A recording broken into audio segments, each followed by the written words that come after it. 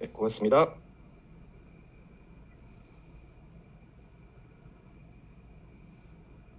네, 다음 세션 발표하실 분은 이제 님은 카이스트에서 박사를 하시고 지금 하버드에서 포닥을 하시다가 지금 고려대에서 지금 열심히 연구를 또 하고 계십니다. 네, 박수로 또 환영해 주시면 감사하겠습니다. 예, 안녕하세요. 잠시만요. 준비되시면 바로 시작해 주시면 될 것 같습니다, 이 교수님. 예, 잘 들리시나요? 예. 스크린 쉐어를 지금 하겠습니다. 예, 잘 보이시나요? 제 쉐어드한 네, 잘 보입니다. 예, 이번 발표를 맡게 된 고려대학교 이승우입니다. 이 섹션이 조직이 될 때 아마 이제 많은 분들이 복사냉각 기반의 기술 관련된 톡을 많이 하시길 바랬던 것 같은데요. 제가 이제 고민을 하다가 저희 연구실도 복사냉각 연구를 하는데 여기 초대된 많은 분들이 복사냉각과 관련된 톡을 하실 것 같아서 계속 그 톡만 들으면 지겨우실 수 있을 것 같아가지고 조금 다른 방향으로 중적외선 스펙트럼 제어를 할 수 있는 방법을 좀 소개를 해드리려고 합니다. 특히 저희 연구실은 그 소프트 재료 중에서 콜로이드 나노 입자, 화학공학 하시는 분들은 나노 입자를 콜로이드란 용어로 부르는 걸 좀 좋아하시고요. 일반적으로 그냥 나노 입자라고 생각하시면 됩니다. 그래서 나노 입자를 이용을 해서 비저블부터 미드 IR까지의 스펙트럼을 제어할 수 있는 방법에 대해서 소개를 해드리려고 합니다. 그래서 제목이 약간 거창하지만 그게 다고요. 네, 시작하겠습니다.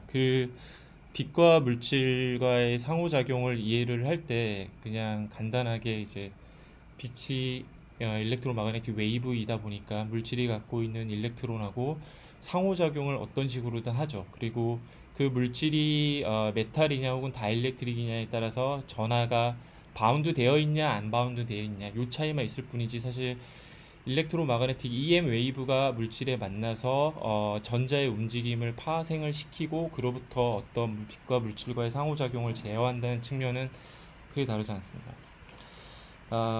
그거를 설명할 수 있는 자료를 제가 찾아보다가 요거를 갖고 왔어요. 그래서 요거 뭐 아마 인터넷에서 널리 알려진 자료이니까요.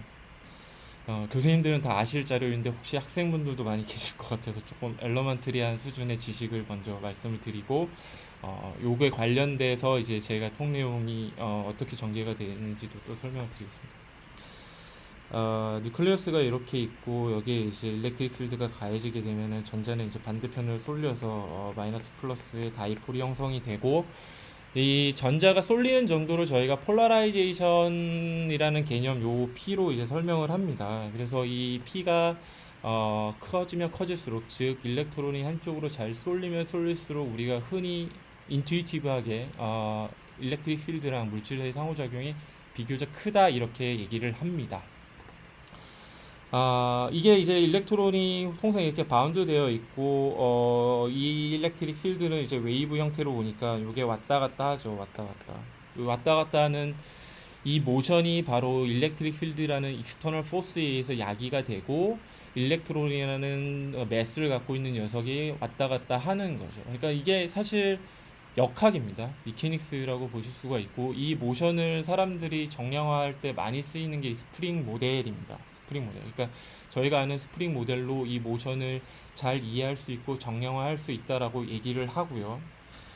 여기 이제 댐퍼, 매스, 뭐 내추럴 프리퀀시 오메가 제로 이런 거를 도입을 하죠.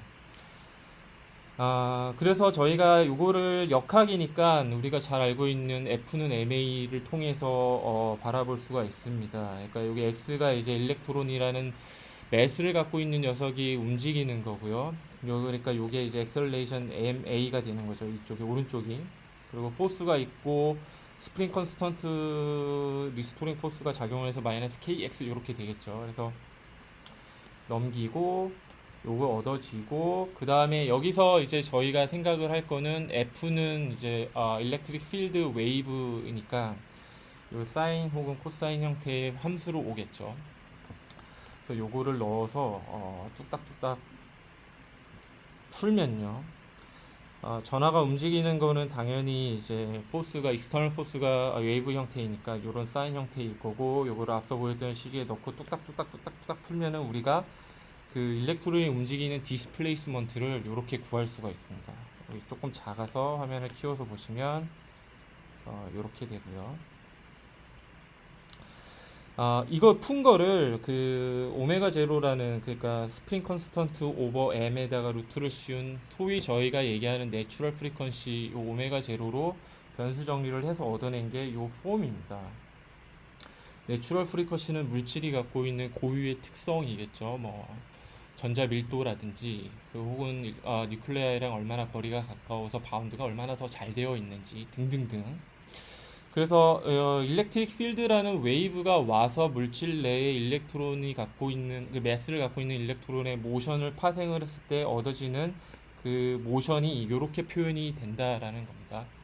그래서 얘가 갖고 있는 거는 뭐 이거는 뭐 수학도 아니고 산수인데요. 산수를 이렇게 풀었을 때 나오는, 여기에서 그치는 게 아니라 얘가 어떤 물리적 의미를 갖고 있는지를 보면 요 앞서 보여드린 일렉트론의 무브먼트, 그러니까 떨리는 정도, 이게 사실 우리가 흔히 접하는 나노 옵틱스에서의 아웃컴들로 나타납니다. 가령 이제 나노 입자, 플라즈모닉 나노 입자에서 이제 산란으로 나타나거나 혹은 기타 등등. 그래서 얘를 내추럴 프리퀀시로 해가지고 조금 더 정리를 해보면 이런 폼을 갖게 되고요. 얘를 그래프 플라팅을 해보면 프리퀀시 대비해서 디스플레이스먼트가 이렇게 나옵니다. 전하가 움직이는, 이게 사실 전형적인 이제 로렌치안 쉐입의 스펙트럼이죠. 그래서 얘가 갖고 있는 물리적 의미를 조금 더 인투이티브하게 제가 이해하는 기준에서 설명을 조금 더 드리면, 예를 들어서 비교적 낮은 프리퀀시 대역, 요 대역이죠. 낮은 프리퀀시 대역은 요게 오메가 제로에 비해서 매우 낮으니까 얘를 무시할 수 있고 초고 천에서 이렇게 디스플레이스먼트가 거의 컨스턴트에 가깝게 나옵니다. 그래서 디스플레이스먼트 거의 컨스턴트하게 나오죠. 그러니까 비교적 낮은 프리퀀시에서입니다. 보다 정확하게는 사실 물질이 갖고 있는 스케일 대비해서 웨이브랭스가 너무 클 때 이런 현상이 나옵니다. 그러니까 이거를 뭐 학자들에 따라서는 표현하는 방법을 여러 가지가 있습니다. 뭐 이걸 오프 레저넌트라고 부르시는 분들도 있고 쿼지 스태틱이라고 부르시는 분들도 있고요. 반면에 비교적 하이 프리퀀시에서는 우리가 앞서 구했던 요 디스플레이스먼트가 요런 폼이 됩니다. 하이 프리퀀시에서는 이때는 반대로 오메가 제로를 무시할 수 있게 되기 때문에 요런 폼을 갖게 되는 거죠.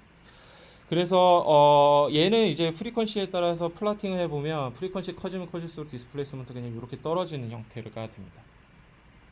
예. 그러니까 프리퀀시가 높을 때, 그러니까 파장이 매우 작을 때, 그래서 이거를 다시 얘기하면 물질이 갖고 있는 스케일에 대비해서 파장이 비교적 작을 때입니다. 그래서 앞선 경우 같은 경우에는 얘를 제가 나노 파티클로 한번 들어볼게요. 나노 파티클이 이렇게 있고 일렉트릭 필드가 이렇게 오면 파장이 비교적 물질이 갖고 있는 스케일에 비해서 클 때, 앞선 경우에는 클 때였죠. 그래서 그 경우에는 일렉트론이 이렇게 해서 일렉트릭 필드를 맞으면 움직일 건데 물리적인 한계까지 끝까지 다 가 있는데 일렉트릭 필드는 여전히 위를 향하고 있는 거예요. 그래서 한참 역 끝에서 머물고 있다가 일렉트릭 필드가 풀립이 되면 다시 반대로 가고, 그러니까 되게 스태틱한 거죠. 근데 이 경우에는 파장이 비교적 짧기 때문에 일렉트론이 여기쯤 왔는데, 가령 여기쯤 왔는데 일렉트릭 필드가 풀립이 되는 겁니다. 그래서 다시 일로 가게 되고 그래서 프리퀀시에 따라서 그냥 디스플레이스먼트가 이렇게 떨어지는 거거든요. 반면에 저희가 이제 프리퀀시가 내추럴 프리퀀시인 오메가 제로에 가까이 가게 되면 디스플레이스먼트가 무한대로 가겠죠. 이게 소위 우리가 얘기하는 레저넌스입니다. 저희가 그냥 레저넌스를 떠올리게 되면은 직관적으로 뭔가 인풋을 살짝 줬는데 아웃풋은 되게 격렬하고 큰 뭐 이런 거를 저희가 느낌적으로 그렇게 생각을 하잖아요. 실제로 이 로렌치안 하모니 오실레이터 모델에서 그게 그대로 나타나게 됩니다. 여기가 이제 오메가 제로에 매우 가까울 때는 이렇게 인피니트하게 나타난다. 이게 레저넌스입니다. 그래서 보통 이제 플라즈모의 나노 파티클을 갖고 뭔가를 할 때 보통 이제 나노 파티클이 100나노 화학적으로 특히 합성을 할 때는요. 화학적으로 특히 합성을 할 때는 100나노 이상을 합성하기 좀 쉽진 않거든요. 그래서 통상 나노 입자, 그러니까 뭐 금나노 입자든 실버 나노 입자든 100나노 이하의 크기를 갖기 마련이고, 그때 이제 스케일을 대체주를 해보면 레저넌스가 일어나는 웨이브랭스가 한 400, 600, 700 요 정도 비저블입니다. 그러니까 얘를 잘 이용을 하면은 비저블 대역의 파동을 잘 제어를 할 수가 있고, 근데 이제 많은 사람들이 보통 레저넌스만 잘 이용을 하려고 하는데요. 이 오프 레저넌스를 잘 이용을 할 수도 있습니다. 유용하게. 그러면은 이 레저넌스 프리퀀시에서는 비저블을 잘 이용을 하지만 조금 먼 파장으로 가면 중적외선 대역에서의 스펙트럼도 제어할 수가 있는 거죠. 제가 저희 특별 심포지움의 주제를 맞추기 위해서 제가 이렇게 스토리 라인을 짜봤습니다. 그래서 저는 오늘 이제 요거 두 개를 다 나노 입자의 자기조립 셀프 어셈블리를 이용해서 이 두 스펙트럼 대역을 왔다 갔다 할 수 있고 각 스펙트럼 대역에서 유용한 파라미터를 뽑아내는 걸 소개를 해드리고 싶고요. 여기까지 왔을 때 약간 눈치 빠르신 분들은 이상하다고 느끼실 겁니다. 일단은 인피니티까지 가기도 어렵거니와 레저넌스에서, 그리고 제가 앞서서 스프링 모델을 소개해드릴 때 댐핑 텀을 넣었었죠. 캐피탈 감마. 그러니까 지금까지 소개해드린 거에서의 문제는 사실 댐핑 텀을 안 넣었었던 겁니다. F는 MA에서, 요 F는 MA에서 댐핑 텀을 안 넣었었는데, 댐핑 컨스턴트를 도입을 해서 넣게 돼서 다시 한번 아까 똑같이 했던 거를 뚝딱뚝딱 풀어보면 사실 디스플레이스먼트가 이렇게 다시 재구성이 돼요. 오메가 제로와 오메가뿐만 아니라 여기 이제 댐핑 컨스턴트, 댐핑 텀이 들어가죠. 이 B는 이제 인트린직 물질의 컨스턴트, 물질의 성질입니다. 사실 그래서 리얼리스틱하게는 요게 더 맞는 거죠. 당연하게도. 얘도 앞서서 똑같이 이제 로렌치안 스펙트럼 쉐입을 갖게 됩니다. 네. 네. 그래서 두 개의 경우를 비교를 해보면은 댐핑이 들어갔을 때 그냥 이렇게 파이나이트해진다. 레저넌스 프리퀀시에서 파이나이트해진다라고 보시면 됩니다. 제가 사실 톡을 준비할 때 그래프의 프리퀀시 점들을 좀 더 촘촘하게 찍어서 그렸어야 되는데요. 조금 귀찮다 보니까 약간 끊어지게는 나오지만 어쨌든 이렇게 매끈하게 로렌치안 쉐입을 갖게 됩니다. 그리고 눈치 빠르신 분들은 아시겠지만 앞서 소개해드렸던 그 로렌츠 하모닉 오실레이터 모델이 여러분들이 매우 익숙한 드루드 모델이에요. 사실 드루드 모델입니다. 그래서 이 로렌치안 하모닉 오실레이터 모델에서 뭐 서세터빌리티, 퍼미티비티 등등등 관계식들을 넣으면은 요게 요대로 그대로 이제 트랜스포메이션이 됩니다. 그래서 의외로 사실 여기 이제 학생분들도 많으실 텐데 저희 여기 광학기에 참여하시는 학생분들은 아마 다 수치 해석을 다 하시죠. FDT든 FEM이든. 그래서 물질의 파라미터를 할 때 뭐 다 드루드 모델 쓰시죠. 근데 이게 학생분들이 드루드 모델이 F는 MA다라는 걸 잘 모르시더라고요. F는 MA입니다. 그래서 이 드루드 모델이 갖고 있는 물리적 의미는 제가 앞서 설명드린 그 로렌치안에 따라서 어떻게 이게 거동을 하는지, 물질이 일렉트릭 필드 혹은 마그네틱 필드를 만났을 때 얘네들이 어떻게 오실레이션을 해서 레저넌스와 오프 레저넌스 리즘에서 어떻게 거동을 하는지를 나타내는 식이라고 보시면 됩니다. 자, 그래서 예를 이제 들어볼게요. 그 200나노미터짜리의 골드 나노 스피어가 있다고 칩시다. 그래서 얘를 FDT를 돌려서 크로스 섹션을 뽑아보면 이게 업섭션하고 스캐터링 그리고 합친 토탈. 요거 예, 이거 금방 하십니다. 요즘에 그 시뮬레이터들이 되게 좋아져서 요거 CST로 돌리면은 2분도 안 걸려요. FDT로 돌리시면은 뭐 이렇게 나옵니다. 즉 일렉트론의 디스플레이스먼트가 지금 여기서는 스캐터링으로 아웃컴 형태로 이렇게 나타나게 되고요. 요 대역을 조금 더 크게 보면은 이렇게 생겼죠. 요런. 스캐터링은 이렇고 이제 업섭션은 뭐 요런데, 업섭션은 사실 골드 같은 경우에 이제 현재 요 시스템에서는 인터밴드 트랜지션, 골드 물질 자체가 갖고 있는 고유의 특성이 인터밴드 트랜지션의 흡수고, 이거는 사실 하모닉 오실레이터 모델에 영향을 받는 건 아니고요. 지금 스캐터링만 영향을 받는다고 보시면 됩니다. 그리고 얘를 앞서 보였던 로렌치안 커브랑 비교를 해보면 상당히 유사함을 아실 수 있죠. 그래서 요거 아까 보셨던 건데 아까는 프리퀀시 기준으로 봤으니까 요거를 좌우로 플립해서 아까 보셨던 이미지를 좌우로 플립했다고 보시면 되는데 이 붉은색 박스가 거의 같은 경향을 보인다는 걸 아실 수 있죠. 그러니까 골드 나노 스피어가 소위 얘기하는 로컬라이즈 서페이스 플라즘 레저넌스에 의해서 레저넌트 비헤이비어를 하모닉 오실레이터 비헤이비어에 맞춰서 지금 거동을 보인다 이렇게 해석을 하시면 됩니다. 대단히 유사한 경향을 보이죠. 그래서 이게 뭐 계산을 하고 공부를 하셨을 때 그래프가 로렌치안이냐 아니냐 이거를 직관적으로 딱 이게 느끼실 수 있는 게 중요합니다. 여러분들 연구에 있어서. 네, 그래서 그러면 이제 짧은 파장대에서는 보시면 좀 안 맞죠. 이 이유는 그 앞서 설명드렸던 인터밴드 트랜지션 때문이에요. 물질 자체가 갖고 있는 고유의 흡수 때문에 이 레저넌트 비헤이비어 혹은 오실레이션 비헤이비어가 잘 안 보일 뿐입니다. 이렇게 하시면 됩니다. 자, 그래서 그러면은 얘를 이용을 해서 어떤 주요 특성을 제어할 수 있을까? 여러 가지 특성을 제어할 수가 있어요. 근데 저는 오늘 그 중에서도 이제 굴절률에 집중을 하고자 하고요. 굴절률, 물질의 굴절률 이렇게 컨주게이티드 폼으로 쓸 수 있고 이렇게 퍼미티비티를 이용해서 쓸 수도 있죠. 굴절률을. 근데 정확하게는 사실 입실론하고 뮤입니다. 근데 뮤를 지금 이 퍼미어빌리티를 무시한 이유는 대부분 자연계에서 얻어낼 수 있는 물질이 옵티컬 프리퀀시에서 마그네틱 리스폰스가 없기 때문에 얘는 그냥 통상 1이죠. 그래서 지금 입실론만 집중을 하려고 하고요.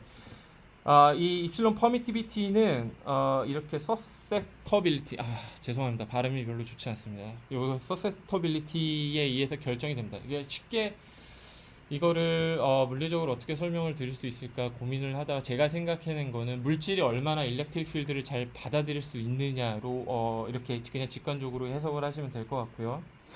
이 디스플레이스먼트를 이렇게 쓸 수 있고 일렉트릭 필드의 폴라라이제이션 그러니까 폴라라이제이션과 여기 서섹터빌리티가 직접 연관이 됩니다. 이거는 어떻게 보면은 자연스럽죠. 그 물질이 일렉트릭 필드를 더 많이 받아들일 수 있으면 그 일렉트릭 필드에 의해서 아까 제가 요거 보여드렸는데 폴라라이제이션이 더 잘 되겠죠. 폴라라이제이션이 더 잘 되고 마이너스 플러스 다이폴이 더 잘 형성이 되고 일렉트릭 필드가 새로 반대 방향으로 많이 더 형성이 되니까 요거 두 개 더하면은 이펙티브하게 스퀴즈된 보다 더 많은 일렉트릭 필드가 물질 내에 응축이 될 수 있는 거죠. 그래서 사실 폴라라이제이션도 커야 되고 서서서빌리티 카이도 커야지 저희가 입실론을 키울 수가 있고 퍼미티비티를 키울 수가 있고 결국 굴절률을 키울 수 있습니다. 그러니까 소위 퍼미티비티의 물리적 의미가 뭐냐를 저희가 고민을 했을 때 이게 이제 인투이티브하게 들어오는 일렉트릭 필드가 물질과의 얼마나 많은 상호작용을 할 수 있냐, 다시 얘기하면은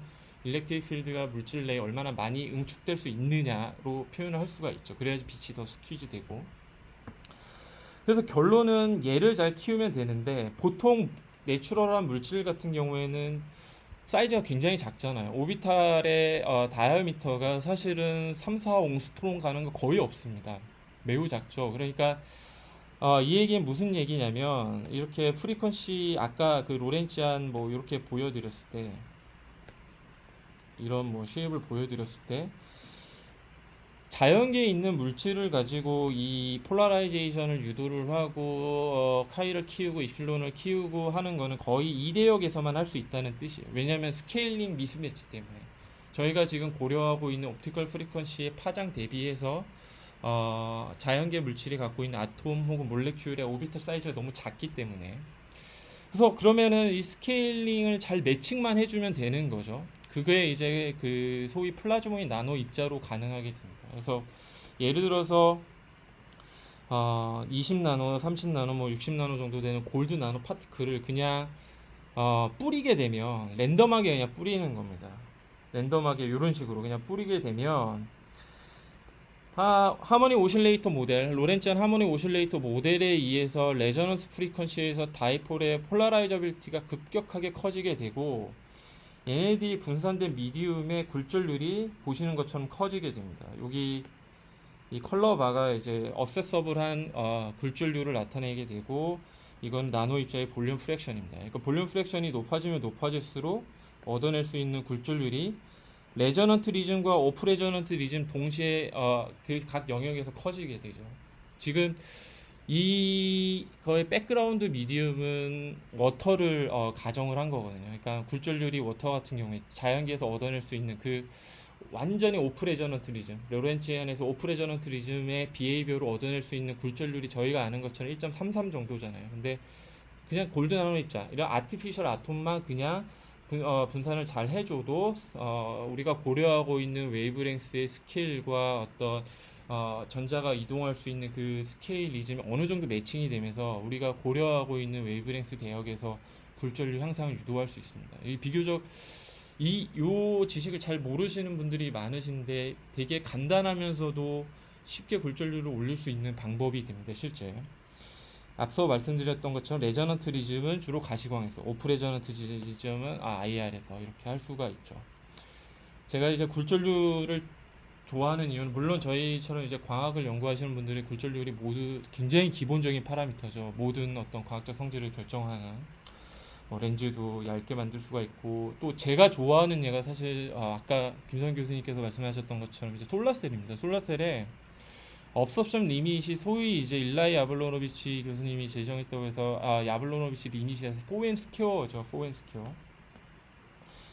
이게 이제 태양 전지가 빛을 흡수할 수 있는 리밋입니다. 굴절률이 커지면 커질수록 솔라셀이 같은 두께에서 빛을 더 많이 흡수할 수 있습니다. n 스퀘어가 이제 density of state고 앞에 4가 붙는 거는 앞서 김성 교수님께서 소개해 주셨던 것처럼 솔라셀 백에 보통 메탈이 깔리기 때문에 빛이 와서 반사돼서 2배가 돼서 곱하기 2가 되고, 솔라 스펙트럼은 이제 이 헤미스피어로 다 들어오게 되니까 그거를 통계를 다시 내면 곱하기 2를 할 수가 있습니다.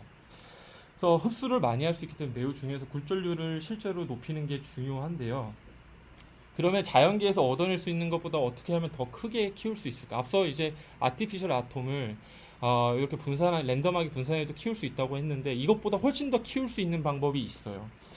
그래서 가령 일렉트릭 필드, 처음에는 이제 랜덤하게 다이폴들이 막 분산돼 있다가 외부에서 일렉트릭 필드가 들어오면은 얼라이닝을 하고 마이너스 플러스가 형성이 됐을 때 이 사이에서의 강한 캐패시티브 커플링을 유도를 하게 되면 여기에서 일렉트릭 필드가 또 강하게 응축이 될 수가 있고 입실론을 더 키울 수가 있습니다. 그래서 아주 오랜 시간부터 사람들이 이거에 대해서 고민을 했어요. 실제로 이렇게 컨덕팅 스피어가 레귤러리 어레이가 되어 있고 일렉트릭 다이폴이 형성이 되어 있을 때 이 캐패시티브 커플링을 잘 유도를 하게 되면 이 익스터널 포스, 외부에서 들어오는 일렉트릭 필드 추가로 캐패시티브 커플링을 더해 가지고 강한 어떤 일렉트론 무브먼트를 유도하게 되고 그로부터 파생되는 물성을 극한으로 끌어올릴 수 있다. 그래서 이 아주 예전에 이제 발표된 결과인데요. 이 필 팩터는 이 컨덕팅 스피어가 차지하는 볼륨 프랙션입니다. 그러니까 필 팩터가 커지면 커질수록 나노스피어 사이에 컨덕팅 스피어 사이의 거리가 가까워지게 되고 캐패시티브 커플링 효과를 더 키울 수가 있죠. 그래서 실제로 그 컨덕팅 스피어 사이의 거리가 가까워질수록 얻어낼 수 있는 입실론이 비자연적으로 커질 수 있음을 확인할 수가 있어요. 보통 세마이 컨덕터가 자연계에서 얻어낼 수 있는 어퍼 리밋인데 그게 한 15, 16, 17, 20을 보통 잘 안 넘죠. 근데 그 언내추럴한 리즘까지 갈 수 있다. 옛날에 이제 이런 보고가 있었습니다. 그 캐패시티브 커플링이 왜 중요한지를 제가 최근에 이제 저희가 계산을 다시 해봤는데요. 요 큐브는 맞습니다. 실버 나노 큐브입니다. 빨리 하겠습니다. 실버 나노 큐브이고 실버 나노 큐브의 갭이 줄어들면 줄어들수록 갭과 갭 사이에 걸리는 필드가 강하게 걸리는 걸 확인하실 수가 있고 입실론이 더 커지는 걸 확인하실 수가 있죠. 지금 요게 곱하기 10의 2승을 해야 됩니다. 그러니까 비자연적으로 굉장히 커질 수가 있고 로렌치안의 경향을 따르고 레저넌트 리즘에서 극한으로 입실론을 키울 수 있다. 오프 레저넌트 리즘에서도 비자연적으로 키울 수 있다는 거죠. 그리고 캐패시티 커플링 효과를 다른 방법으로 입증을 할 수 있는데, 이거는 빌딩 블럭 사이에서의 모양을 제어를 하게 되면 빌딩 블럭과 빌딩 블럭 사이에서의 인터페이셜 에어리가 바뀌게 되고 캐패시티브 커플링 효과도 달라지게 됩니다. 그래서 스피어는 점 컨택을 하지만 큐브 같은 경우에 면 컨택을 하기 때문에 레저넌트 리즘에서의 입실론이 큐브가 스피어보다 훨씬 커질 수 있는 것을 확인할 수가 있고, 이에 따라서 굴절률도 얻어낼 수 있는 굴절도 비자연적으로 커질 수 있음을 저희가 확인할 수가 있습니다. 제가 이 발표를 할 때마다 많이 듣는 질문은 그러면 KK 릴레이션십에 의해서 레저넌트 리즘에서는 흡수가 크지 않냐는 건데요. 네, 흡수가 큽니다. 실제로 레저넌트 리즘에서 얻어낼 수 있는 굴절률은 크지만, 그런데 재밌게도 오프 레저넌트 리즘, 즉 이 시스템에서는 중적외선 대역에서는 흡수가 비교적 작게 유지가 되면서 굴절률 역시 비제한적으로 키울 수가 있고, 이거를 피겨 오브 메릿이라는 리얼 오버 이미지너리로 환산해서 보면은 피겨 오브 메릿을 오프 레저넌트 리즘에서 굉장히 크게 얻을 수 있음을 확인을 했어요.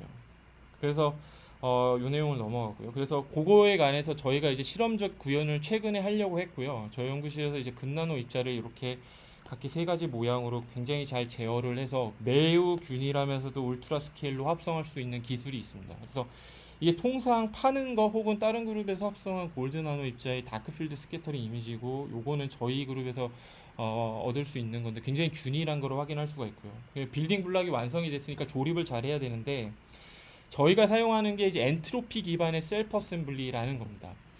이게 여기 이제 광학계에 계신 분들이 많이 생소하실 수 있는데요. 간단하게 설명을 드리면, 이게 이제 스피어가 어떤 스페이스에서 최대 볼륨 프랙션을 차지할 수 있는 게 그 페이스 센터드 큐빅이란 결정 구조가 됐을 때고, 이게 볼륨이 한 74%까지 올라갈 수 있습니다. 근데 스피어가 완전히 랜덤하게 어그리게이션이 돼 있으면은 최대 차지할 수 있는 볼륨 프랙션이 64. 이거는 학자들마다 조금 악유가 있습니다. 62라는 사람도 있는데 아무튼 그 언저리입니다. 60에서 64. 그랬을 때 얘의 클로즈 패킹드 FCC를 64%로 낮추게 되면 빌딩 블럭 하나가 이렇게 프리 스페이스를 가질 수가 있고 자유롭게 움직일 수 있어서, 엔트로피가 언뜻 봐서는 저희가 디그리 오브 디스오더면서 무질서도라서 왼쪽이 더 큰 것처럼 보이지만 실제로는 얘가 엔트로피가 압도적으로 커요. 그래서 나노 입자를 잘 모아만 두면 자기 스스로 엔트로피를 최대로 높이기 위해서 결정화가 됩니다. 그리고 그 빌딩 블럭 사이에서의 거리는 볼륨 프랙션에 의해서 파인 튜닝이 가능하고요. 이게 실제로 저희 삶에서도 이런 일이 일어납니다. 이들을 뭐 엔포싱을 한 게 아니에요. 스스로도 이렇게 오더링이 된 거고, 로투스립 연립의 C방에 있는 씨앗입니다. 이거를 마음의 눈을 잘 열고 보시면 이렇게 오더링이 된 거를 볼 수 있으세요. 이 이유는 C방이라는 특정 스페이스 안에 C를 많이 넣어서 번식을 잘하기 위함이죠. 이건 다윈이즘하고 연관이 되기도 하는 건데, 실제로 이 열에너지를 충분히 주게 되면 랜덤하게 돼 있던 시스템들이 이렇게 매크로스코픽 스케일에서 어셈블리가 잘 되는 것을 확인하실 수가 있습니다. 이게 셀프 어셈블리의 묘미인데요. 이게 이 스케일을 상관없이 다 이런 일이 일어납니다. 이렇게 완전히 매크로스코픽한 세상에서도 일어나고, 나노스코픽한 세상에서도 일어나고, 몰레큘러 레벨에서도 이런 일이 잘 일어나고요. 또 다른 묘미 중에 하나는 누구나 할 수가 있습니다. 이 30개월 된 제 아들이 이거 실험한 거거든요. 그러니까 누구나 할 수 있어요. 누구나 정말. 그래서 실제로 나노 입자를 특정 2차원 스페이스에 가둬놓고 볼륨 프랙션을 높여주게 되면 자연스럽게 자기 스스로 오더링이 되는 거를 수치 해석으로 저희가 확인을 할 수가 있고요. 실제로 잘 합성된 입자를 물과 기름의 계면에, 그 물 기름 계면을 이렇게 레이어드로 형성해 놓으면은 저희가 갖고 있는 입자의 화학적인 특성 때문에 그 계면 사이로 잘 컨파인먼트가 되거든요. 그래서 볼륨 프랙션을 높아지면 높아질수록 매우 반짝반짝 거리는 모습을 볼 수 있는데, 이거는 골드 나노 큐브가 매우 클로즈 패킹돼서 잘 오더링이 됐다는 겁니다. 그래서 얘를 기판에 퉁 트랜스퍼하면은 이렇게 오더된 골드 나노 큐브 어레이를 얻어낼 수가 있고, 실제로 저희가 로렌츠안에 의해서 레저넌트 리즘에서, 그리고 오프 레저넌트 리즘에서 자연계에서 얻어낼 수 있는 굴절률보다 더 큰 굴절률 값을 얻어낼 수 있음을 확인을 했습니다. 특히 이 오프 레저넌트인 중적외선 대역에서는 로스도 굉장히 적은 상태로 이 비자연적으로 높은 굴절률을 얻어낼 수가 있습니다. 자, 결론입니다. 시간이 좀 많이 됐네요.